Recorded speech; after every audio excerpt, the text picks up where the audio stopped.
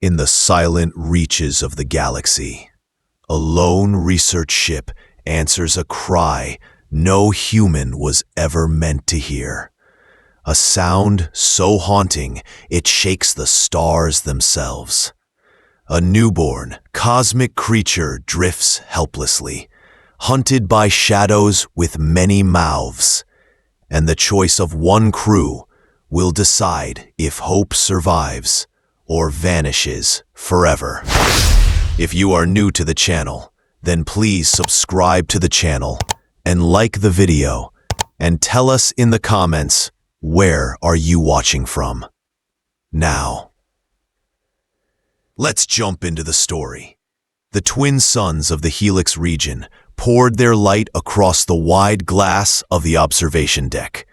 Shades of amber and violet spread like paint across the ship's reinforced windows.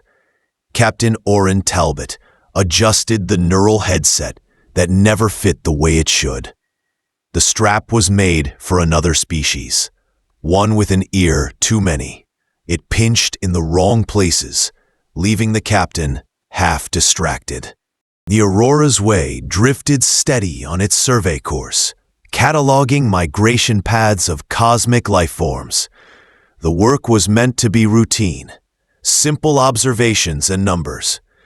No surprises, no dangers, just quiet days measuring the graceful movement of beings born in the stars. But quiet never stays for long in deep space.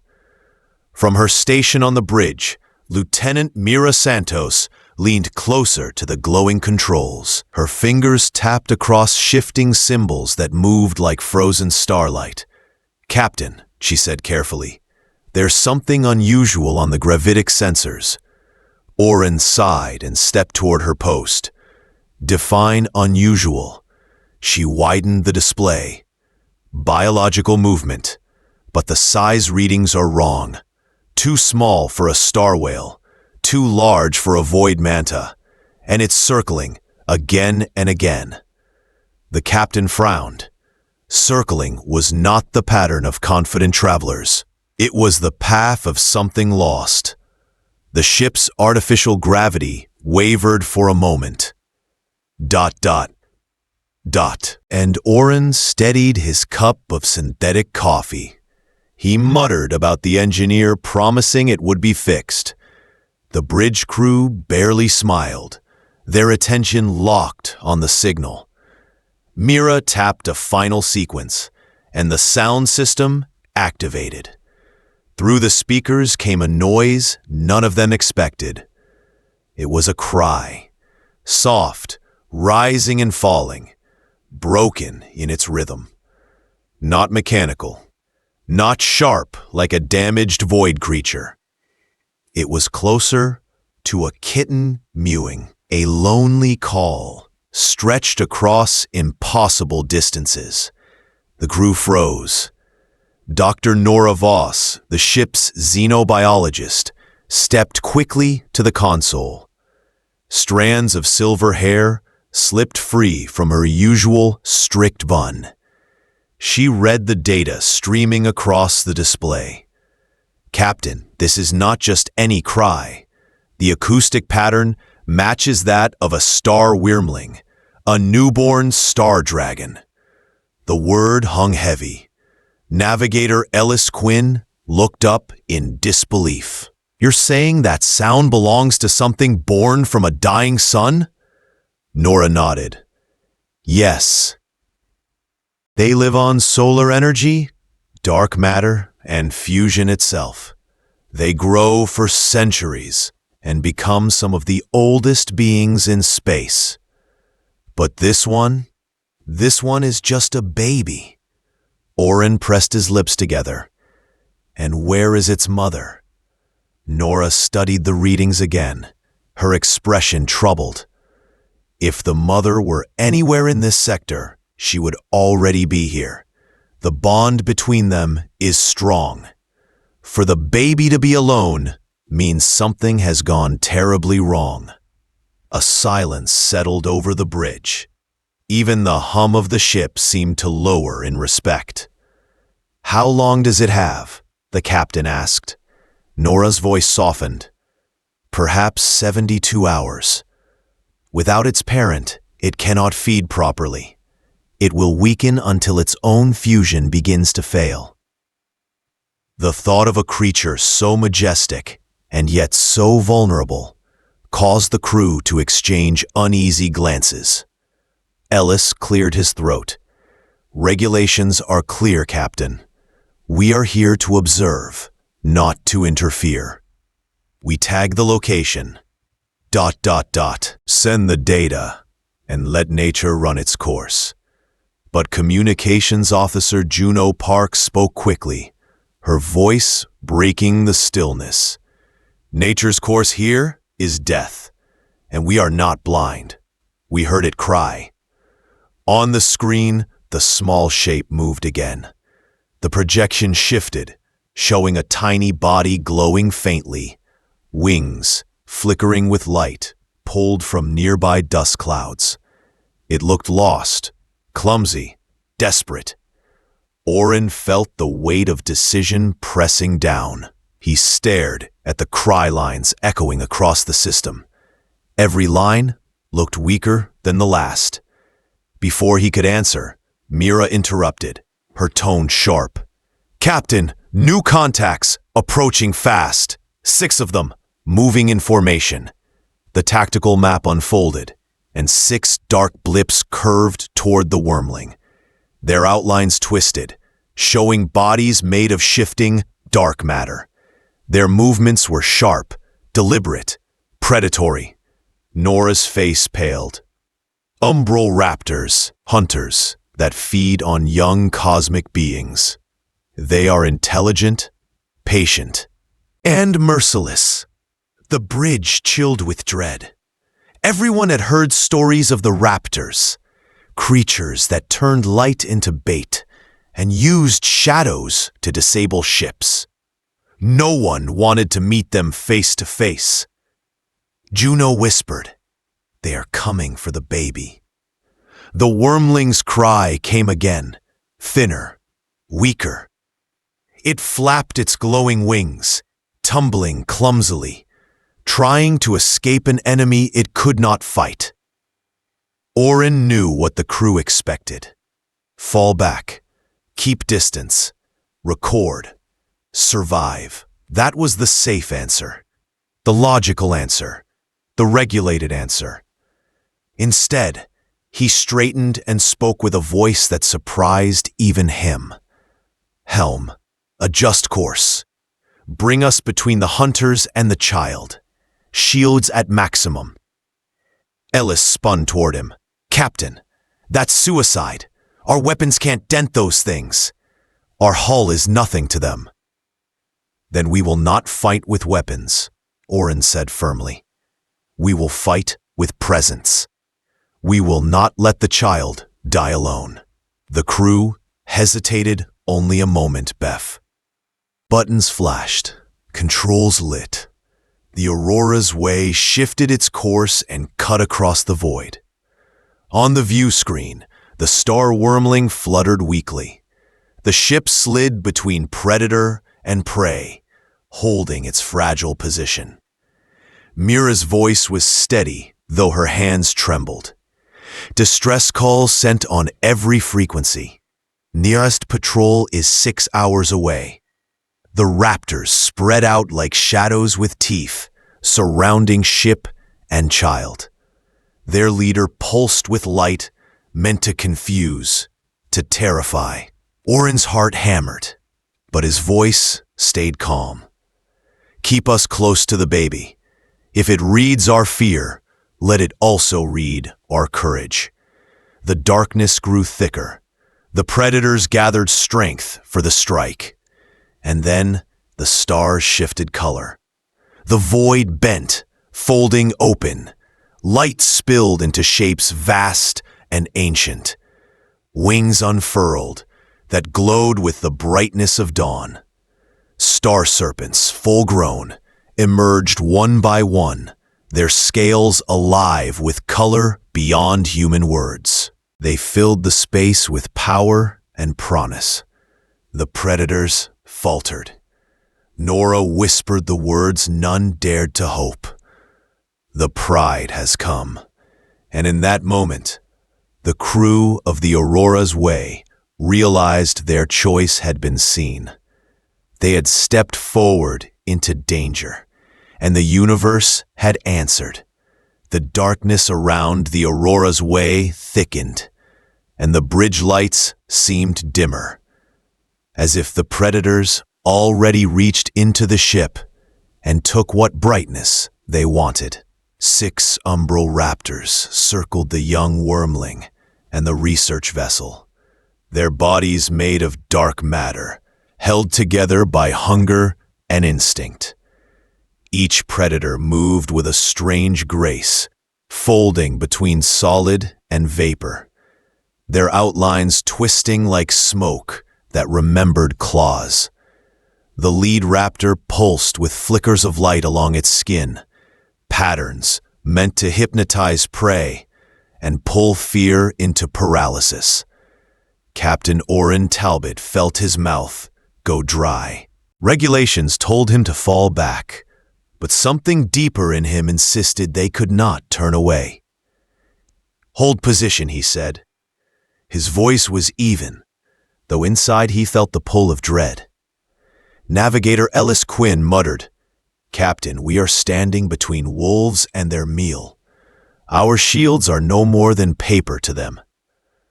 But Communications Officer Juno Park leaned forward, her hand firm on her console. "The baby feels us here. If we run, it will know. If we stay, maybe it will believe it is not alone." On the main screen, the star wormling trembled. Its wings of shimmering nebula gas flared weakly, scattering dust into luminous streams. The little creature curled in on itself, sending out that haunting cry. The sound reached into every ear on the bridge, wrapping their hearts with both sorrow and determination. The lead raptor struck. Its tentacle-like limb lashed forward, faster than the eye could track, and scraped across the Aurora's Way's shields. Alarms rang, lights flicker, and the hull groaned as if the ship itself felt pain. "Shields down to 70%, Lieutenant Mira Santos reported, her tone sharp but steady. Oren gripped the rail beside his chair. "Adjust course. Keep between them and the wormling. We don't fight to win. We fight to stand." The predators hissed in unison, a sound not meant for ears, but still heard in the bones. They spread wider, preparing to strike again from multiple sides. Then the void shimmered. Light unfolded where darkness claimed dominion. Massive shapes poured out from hidden folds in colors, shifted across their scales in patterns human eyes could hardly process. Their wings unfurled like banners of a new dawn, and between their horns, lightning crawled lazily, a warning to the predators that the balance of power had changed. The raptors did not retreat immediately. Predators test their odds.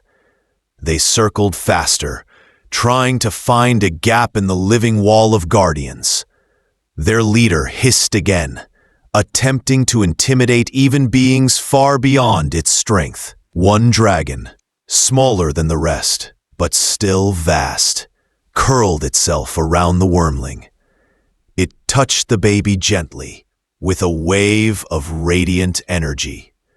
The cries softened, replaced by a low purr that vibrated through the Aurora's Way's hull.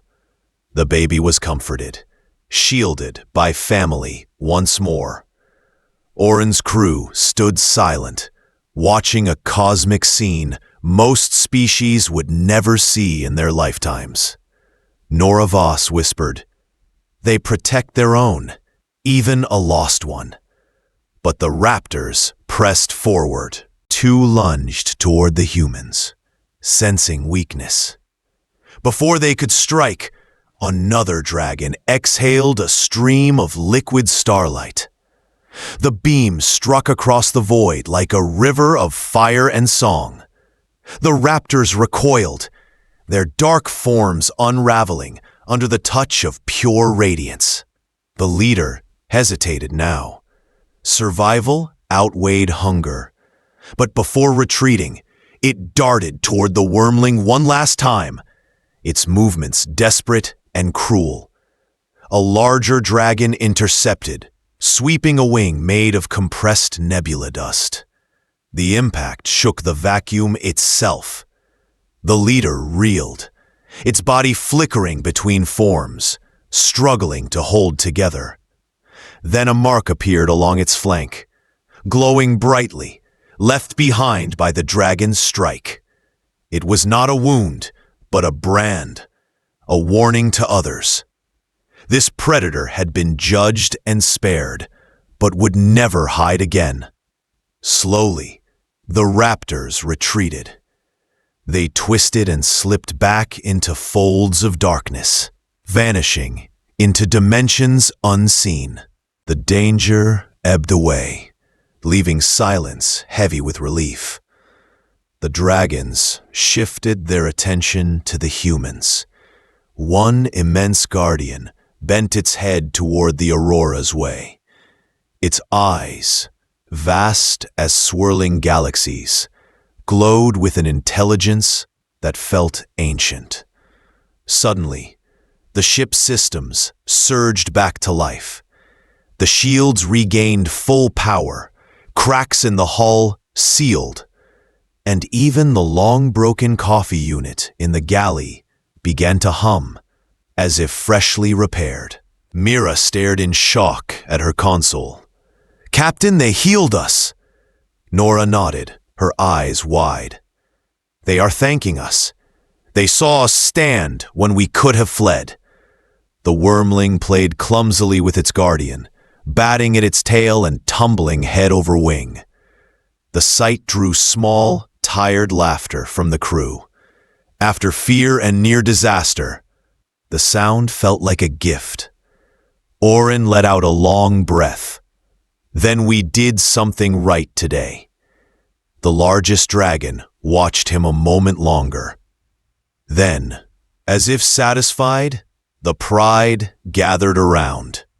With a ripple of energy, they folded themselves back into the strange colors of the void. Light bent, shimmered, and then they were gone, taking the wormling safely with them. Silence remained, broken only by the steady hum of a ship now stronger than before. Ellis shook his head. "We should report this to the Institute. They'd never believe it otherwise." But Orin shook his head. "Some truths invite hunters and trophies. Better to let this one live in mystery." Juno smiled faintly. "Rumors sometimes keep things safer than reports." The crew settled into their stations again, still stunned, still changed. In the quiet after the storm, each of them knew they had witnessed not just survival, but a moment of cosmic wonder. And somewhere deep inside, they all understood. This was not an ending. It was only the beginning of a larger story. A test they had just passed, and others would surely follow.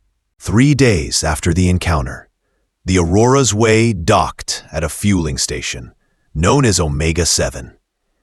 The crew tried to sink back into the rhythm of ordinary duties, but nothing about them felt ordinary anymore. Strangers on the station noticed how they carried themselves. Some said the survey team seemed lighter, as if they walked with secrets too large to put into words. Captain Orin Talbot sat in a quiet corner of the canteen, sipping coffee that for once tasted almost pleasant. Across from him, Dr. Nora Voss opened a glowing projection of galactic migration charts. Lines of light stretched across the stars, like veins of living fire. "Look here," she said softly. The old species are moving outward. Cosmic whales, drift mantas, even predator types that rarely leave their hunting grounds. They're all shifting away from the galactic core. Orin frowned at the pattern. Are they running or evacuating? She replied. Nora replied, something is changing at the center. Something is changing at the center. Something they don't want to face. She tilted her display so he could see more clearly. 3 other ships reported strange sensor failures in the past month. The wording is polite, but I read it differently. They saw something impossible, just like we did. Orin stared at the map and thought of the newborn wormling, its cries of pain, and the pride of dragons who had come to save it. He felt sure their choice to protect the child was part of something bigger than they understood. Time moved on. The Aurora's Way returned to its survey routes, recording paths and collecting data. But each reading felt like a prelude, like the universe was waiting for them to learn more. Then, one morning, alarms whispered across the bridge. Not sharp, not urgent, but steady. Communications Officer Juno Park looked up from her console. Captain, visual ahead. Something is waiting for us. The main screen revealed a shape drifting in space. It was a crystalline structure, glowing from within, the size of a cargo shuttle. Beside it floated the wormling, they all remembered. But it was larger now, its body almost as long as their ship. The crooked left horn and galaxy-patterned eyes left no doubt it was the same young creature. The wormling nudged the crystal toward them. Then, with awkward joy, it spun in a clumsy roll, sending sparks of light into the void. The sound that vibrated through the ship was not a cry this time. It was a purr, deep and warm, that wrapped around their hearts. Nora's breath caught, a heartstone. I've read about them, but I never believed they were real. It's not just a crystal. It's a gift, a memory, a power source, and a message all at once. Carefully, the crew guided the glowing heartstone into their cargo bay. When it touched their systems, the ship hummed like a chord had just been struck. Shields grew stronger, sensors stretched farther, and engines purred with new efficiency. Systems that had been faulty for years repaired themselves in seconds. But the gift was more than machinery. The heartstone began to teach, not in words or signals, but in feelings. Warmth spread across the crew, nudging each of them to focus on a memory of hope or gratitude. When they did, the heartstone echoed those feelings back, stronger, clearer.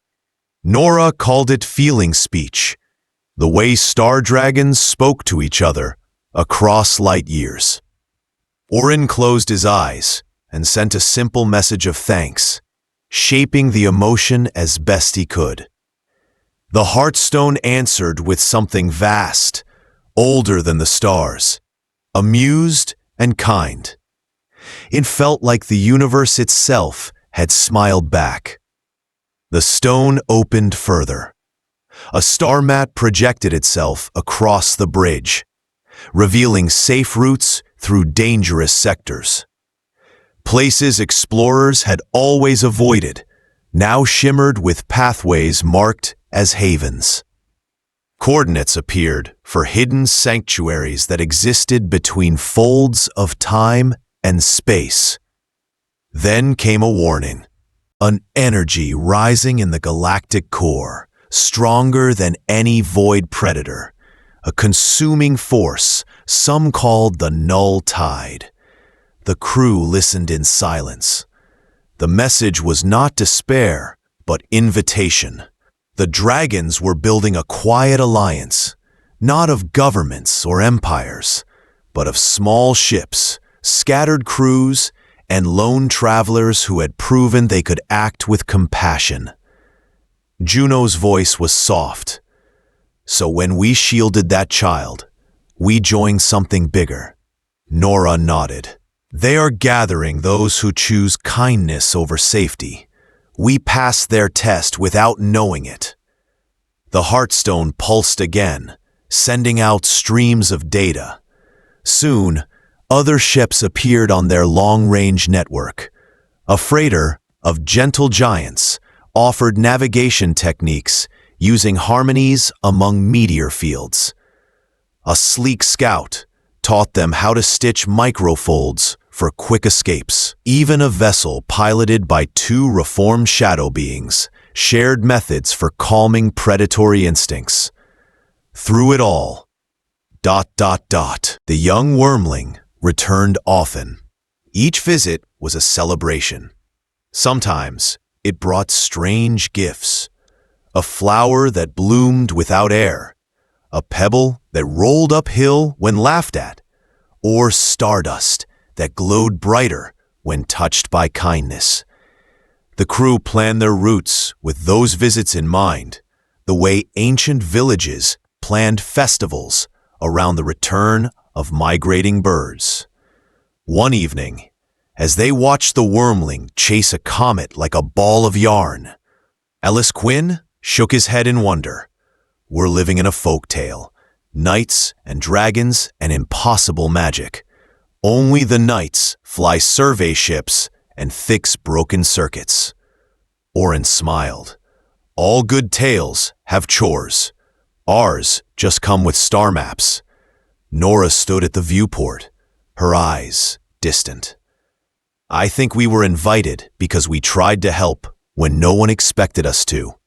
Now, we have to keep choosing that path, even when it stops making sense. The Heartstone glowed brighter, as if agreeing. The crew of the Aurora's Way knew this was no ending. It was the beginning of something vast. They had been handed not only survival tools, but also trust.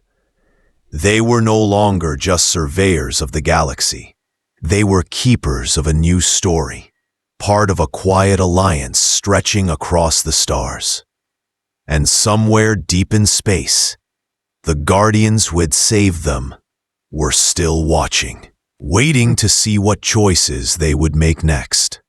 The crew of the Aurora's Way carried on with their journeys, mapping routes and sharing knowledge with others who had quietly joined the alliance. The Heartstone pulsed in their cargo bay, offering guidance and strengthening their ship. Through it, they learned the subtle art of feeling speech, the emotional language of the star dragons. It was a gift that made them more than explorers. It made them part of something larger, a growing web of compassion in the galaxy. Yet every gift carried with it a test. One morning, while charting gravitational eddies near a dying sun, the stars ahead blurred. Outlines of planets and asteroids stretched unnaturally, as if the universe itself had smudged its canvas. Sensors screamed confusion, reporting and then erasing data. Dr. Nora Voss studied the readouts with quiet dread. "Captain," she said, "we are looking at a null tide." The bridge grew silent. The crew had heard whispers about this enemy. The null tide was not like the predators they had faced before. It did not simply hunt. It consumed. It fed on possibility itself, stripping away what might be until only nothing remained. The black shapes advanced, not as creatures, but as absences, holes in reality spreading wider. Captain Orin Talbot stood firm. Shields up. Hold steady. Lieutenant Mira Santos struggled at her console. Captain, no route holds. Every path collapses before I can plot it. Juno Park placed her hand on the communication board. But we can still be heard. Orin looked at his crew. They were afraid, but fear was not the only thing they carried. The Heartstone taught us how to speak without words. It is time to use it. Everyone, focus. Send what matters most. The crew closed their eyes. One by one, they summoned their strongest memories of hope and courage. Nora thought of the fossil she discovered as a child, proof that life could endure across ages. Ellis remembered the star map that first filled him with wonder. Juno recalled the day she helped a frontier child repair a broken radio, giving them a voice again. Orin reached for the simple memory of telling the truth when lying would have been easier. The Heartstone caught those feelings and braided them into a single thread of light. It spread through the hull, into the antennas, and out into the void. The null tide pressed harder, trying to erase them, folding reality until the stars themselves seemed to dim. Despair seeped in like cold air through a cracked window. Then the void rippled. From the darkness, star dragons emerged. Their vast wings unfurled, scattering radiance across the emptiness. Their scales shimmered with every color, and their horns crackled with lightning that defied the silence of space. They formed a circle around the ship, their presence pushing back the tide. At the center floated the wormling they once protected, no longer small. It had grown into a young guardian, nearly the size of the Aurora's Way itself. Its crooked left horn glowed with familiar warmth. The young guardian sang in silence, and the pride answered. Together, they caught the human's thread of feeling and wove it into something larger. The crew's memories, the dragon's power, and the Heartstone's guidance joined into a shield of meaning, stronger than metal. The null tides struck again, folding forward with crushing emptiness. The shield flared, not with force alone, but with purpose. It carried a simple message: life matters, and we stand together. The tide recoiled, struggling to press through. It twisted, searching for weakness, but found none. The alliance of humans and dragons held. At last, the dark pulled back, sliding away into the deep void, leaving space bright again. The crew exhaled, trembling, but alive. Their ship floated steady, their shields intact. The young guardian drifted close. Brushing its glowing wing along the hull, the Heartstone pulsed in response, releasing new patterns of light. Within those patterns appeared a map of meeting points, coordinates of others who had chosen the same path. It was an invitation to a greater alliance, a network of those who stood for compassion. The young dragon spun once, playful and free, before turning back to its pride. But before leaving, it left behind a trail of stardust that spelled a single word across the void: friends. Orin placed his hand on the console as if to return the gesture. "We'll keep the lantern lit," he whispered. The dragons departed, folding back into the mysterious corners of space. The bridge of the Aurora's Way fell quiet, but it was not the silence of fear. It was the silence of awe. Ellis broke it first, shaking his head. "Captain, I think we just proved ourselves worthy." Nora's gaze stayed on the fading stardust, worthy to stand beside them, and worthy to stand for others. Orin nodded. Then let's make sure we live up to that. Set course for the first marker on the map. The ship turned toward a new horizon. The Alliance was no longer just a possibility. It was real, growing and waiting for them. In that moment, the crew understood the heart of their journey. The universe did not test them with strength of weapons or wealth of knowledge. It tested them with kindness, with courage, and with the will to protect even the smallest life. And because they chose to stand, they were no longer alone. The Aurora's way moved forward, carrying not just data and charts, but a promise to be part of the light when darkness came again.